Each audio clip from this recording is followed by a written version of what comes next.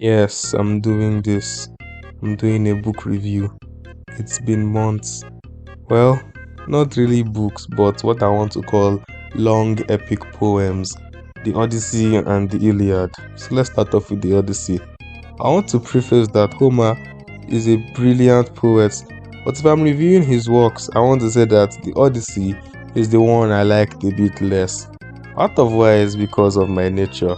I read the Iliad in like 2 weeks, and that was a long read, so following up immediately with the Odyssey was actually quite jarring. The plot is actually more character centered than the Iliad, so it feels a bit less messy. So from chapter to chapter, you know who the main character or who the point of view character is, and it's more consistent throughout. The book did suffer from what I want to call mid-book drought, but the ending did cover up for it. That's the thing about very long books. If you take time to properly kill your darlings, they'll definitely be way shorter. And lastly, I can't point out the exact moments for sure, but I can tell, or I have the feeling that when the Odyssey referenced events of the Trojan War that were stated in the Iliad, I had a strong feeling that lots of things were contradicted. I can't point them out word for word, but I just have a strong feeling lots of events were contradicted.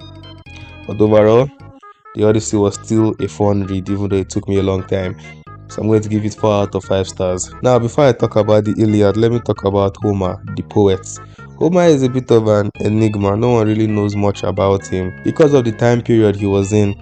He's a famous poet and not a writer for a reason, partly because he physically couldn't write. Bronze Age Greece lost their ability to write as a society, so they advanced their culture through poems. So unlike Socrates, where he had Plato to write for him, there was no one to actually write for Homer. So the nature of Homer, or the story of Homer, or the life of Homer, or even the gender of Homer is still unknown, and it will probably stay unknown for a very long time. So yeah, that's a nice fact to know. So now I want to the Iliad. This was really the more enjoyable read for me because actually when I got the book, I was very enthusiastic to read it.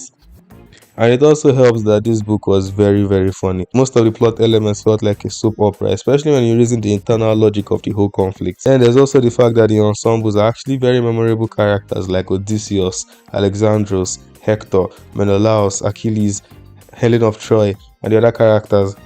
Then let me not also forget the gods like Athena, Aphrodite, Hera, Apollo, Poseidon, and the big dog himself, Zeus, the guy who all of a sudden just wanted to turn on the Greeks out of spite. There's also lots of stuff that modern audiences could find a bit dated in this book, but honestly, I found them to be just very hilarious. For example, there was a portion in the story where Hera wanted Zeus to fall asleep. So she went to go and meet the god of sleep. So here's what now happened. She sold out her daughter to the god of sleep, saying that if you do me this favor, I'll give you my daughter to marry, without the consent of the actual daughter. Okay, it gets weirder. So rather than her taking some type of potion that will make Zeus sleep, the god of sleep, and I kid you not, enchants Hera's hoochie.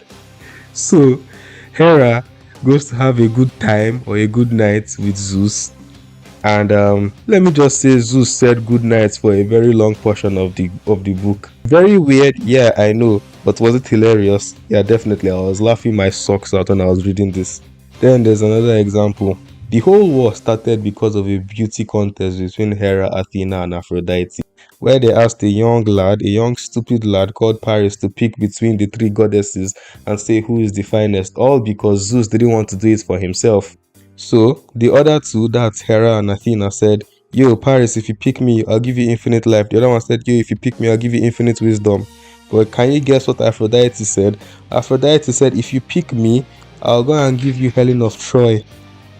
So all Aphrodite did was promise Paris, the most beautiful woman in the land, who already happened to be married to the king of the Achaeans or the Greeks. And note, Paris is from Troy. But I kid you not, Aphrodite just carried Helen of Troy and gave her to, and literally just gave her to Paris, and Paris got married to her.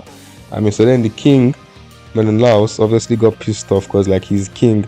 So the whole war started because he wanted to fight for his honor. Yeah, he turned into Zuko. He fought for his honor because he lost his wife. And funny enough, Menelaus took the wife of Achilles just because he could. And Achilles in a battle for his own honor, decided to leave the war towards the ending. Very, very funny book. The book isn't perfect though. I didn't like part of the second half, especially how it just shifted all the attention to Achilles. Achilles did appear in the beginning, but it was mostly non-existent for the rest of the first half. But for him to just become the main character all of a sudden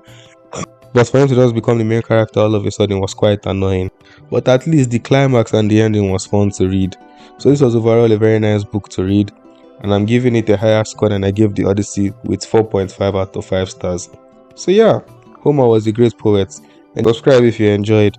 Also, are you interested in me making a video about every single movie and every single book I read last month? I mean, if you want it, just comment it down below and I'll make the video. So I'll see you in the next one. Bye.